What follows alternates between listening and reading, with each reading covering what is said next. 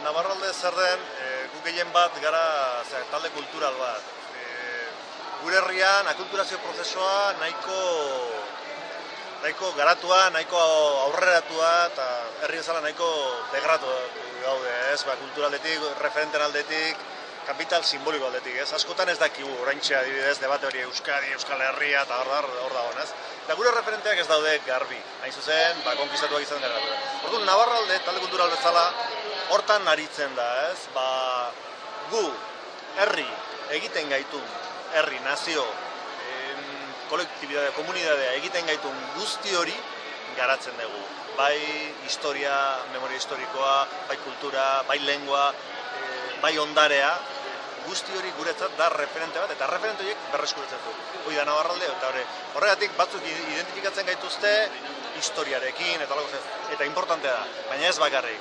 Guk ez dugu begiratzen historia atzea begira, hori interesatzen zaigulako baizik, eta gaur, herri bezala, koherentzia indartzeko dena, herri bezala aurrera begiratzeko, sendotu behar dugu gure kolektibidea, hori da Navarralde.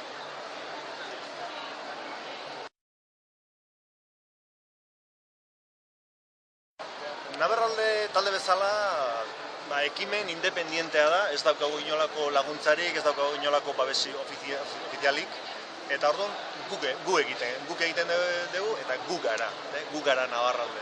Zentzu hortan oso importantea da, indarra eta errekursoak izateko eta hori, importantea da kideak izatea. Azken binean gu gara sare bezala egiten duguna, bai ikerketak, bai gure lana zabaldu, bai kuota batekin, posibilitatu eta sustengatu, ez?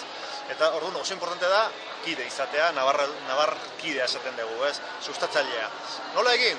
Errexena sartu interneten, www.navarralde.com, eta hor daukazu sustatzaile egin. Hori da, sistema honera. Bestela, gu normalean erabiltzen dugu aldizkari, kazeta moduko bat, Navarralde, eta horrezkenean bago formulario bat, inskripzio bezala.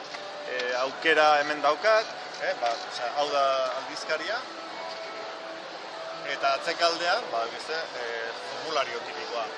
Kuota xume bat da, 11 euro, eta da justo gure gastuak eta hori imprenta eta holako gozak mantentzeko, eta horrekin egiten den lana izugarria da. Eta gure ustez, herri bezala, ezinbestekoa.